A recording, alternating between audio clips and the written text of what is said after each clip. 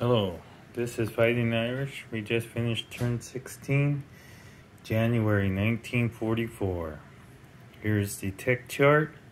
It's getting pretty mashed up. Everybody's getting what they want. Now they gotta get what they need. The Americans want a chance. They're looking at it, long-range aircraft. That's all they gotta get. Other than that, Soviet Union's far away from their tech, if they're going to even survive. They didn't move any of the ships off the production chart. Let's move over to the IPP. Germany is dominating. They're at 92 IPP. Italy is improved up.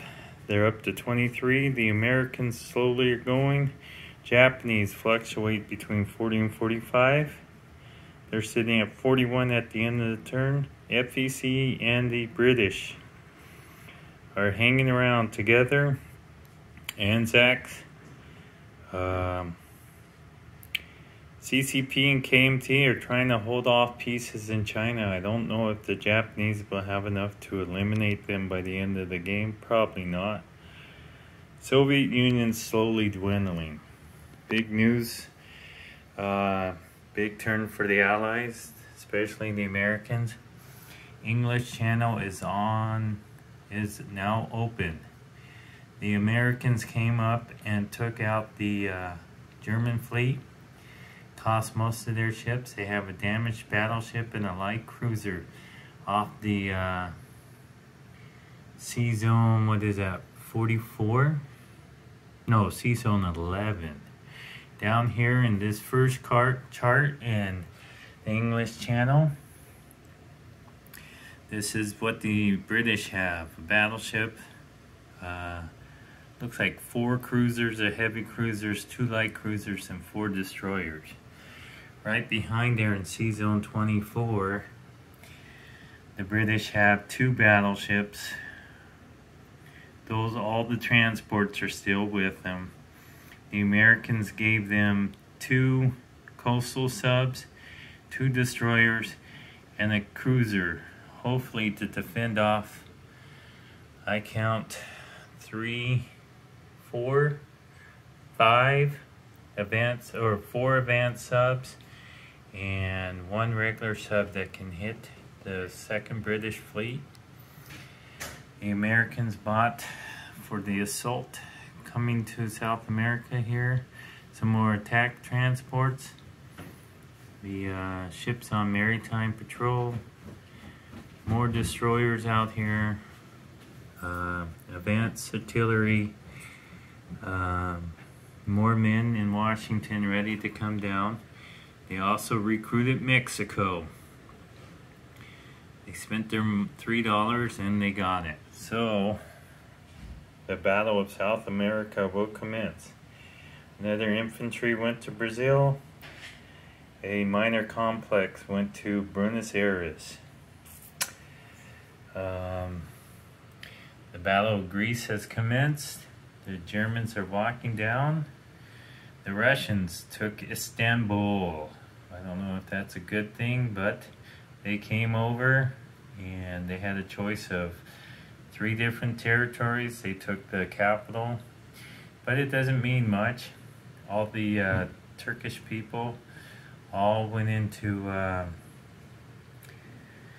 Yugoslavia, I believe. The Germans over here are fanning out, slowly dwindling the Russians down. All that's left is Stalingrad has a few units. Moscow has a ton of units. They're trying to surround the city of Moscow. The subs did their job again. These guys are really thin over here. They gotta watch out for those transports. But if you sink them, there is no threat over here, and it's too late in the game. The only assault. That card right there is still in the British Midlands, trying to decide if they want to go into London this turn. This card is in Orikurs, right next to Moscow. So we're going to have the Battle of Moscow soon. We're going to have a Battle of the Suez Canal soon. The Italians are trying to put everything they can to go for the canal. That lone sub took the Italian dollars and rating, and all the subs took out the same amount of money for the Italian subs rated the British money. This Greek cruiser's running in the mid. FEC wanted to get their feet wet. Out here in Sea Zone 88, they had a battle. 2 fighters and their coastal sub took out a light carrier, a light cruiser, a destroyer, and 3 transports in the water. The planes went to Hong Kong. So the Japanese are low on transports. They have their Navy. They thought the Americans were going to go to the Philippines. So you have 2 battleships, 1 heavy battleship, 1 heavy cruiser, 1 battle cruiser, 5 cruisers, 3 light carriers with planes on them, fleet carrier with 2 more planes, and 2 destroyers. They're sitting out in the Philippines. They were taunting the Americans to go there. They have a seaplane, 2 more planes in Korea, 1 in Hope. They got 2 destroyers. The Americans are sitting right out here in Sea Zone 65, hanging out right there. Here in this Sea Zone, they have 4 battleships, 3 fleet cruisers with 5 jet fighters on it, 1 regular fighter, 2 destroyers, 10 attack subs, 2 transports, and 4 attack transports. Now, when these navies clashes, probably at this time, all the fighters will be coming in. That will free up China, I'm assuming. If the Americans win this is all they have backup. 2 battleships and a destroyer in Sea Zone 66. If the transports are lost, the Americans cannot do anything. If the transports survive, will the Japanese be in trouble? Will they get blockaded? They don't have much defending islands down here. The FEC, the Japanese, CCP are all jockeying in Southeast Asia. FEC bought another fighter, total of 3. They have 3 infantry. They moved to Bengal. They go with their, 9 Gurkhas. But the Japanese moved a huge army to Siam. They don't have a lot in Anatonka. Up north, they're jockeying position up here.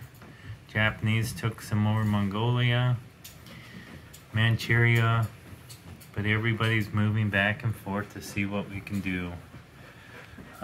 Like I said, the Americans bought a heavy bomber for this side. They did go in last turn. I don't know if I said or not, but they did go in with their heavy bomber and did 9 damage to that factory in Tokyo. On the way out, it was shot down. The AA did take it out. And Zach with their lone buy was 1 destroyer. They moved their fighter up. That's about it. This sub is still raising havoc. The Russians lost their sub right here that's been raiding since the beginning of the war. The Americans lost a coastal sub over here. Down here in the Sea Zone, 2 of the Brazilian ships were lost to the 1 Argentina. They also took out the transport here. I don't know if it was this turn, but the attack subs came down for these World War I colonial coastal ships, and those ships took out the attack transport. So there was 4-2. Now it's just they ran away to see if they can help the Americans out down here. But big news was this one up here, that the waters around the British are open, so no more blockade. They did have to surrender Italy. Italy did take back all of the bottom Manda zone. I think that's, I don't know how you say it, but the bottom territory. They had to either make a sacrifice here or up north, and they chose to help north. Like I said, they have an air force here. That big battle up here cost 3 fighters of the Germans. So 2 jet fighters and a regular fighter went down in that big naval battle. They're really low on naval ships. They have a bunch of subs and a destroyer. That's the rest of the German Navy. But I think they're looking pretty strong here on the front here. Moscow's in dire need of trouble. The British bomber did do its job and did some more carpet bombing. The Atusas, I think, went 2 for 5 and did their job. That's about it for turn 16. January 1944. And I believe we did decide, starting at the end of this coming up turn, turn 17, July 1944, we will roll for the variable ending. All right, Fighting Irish out. Thank you.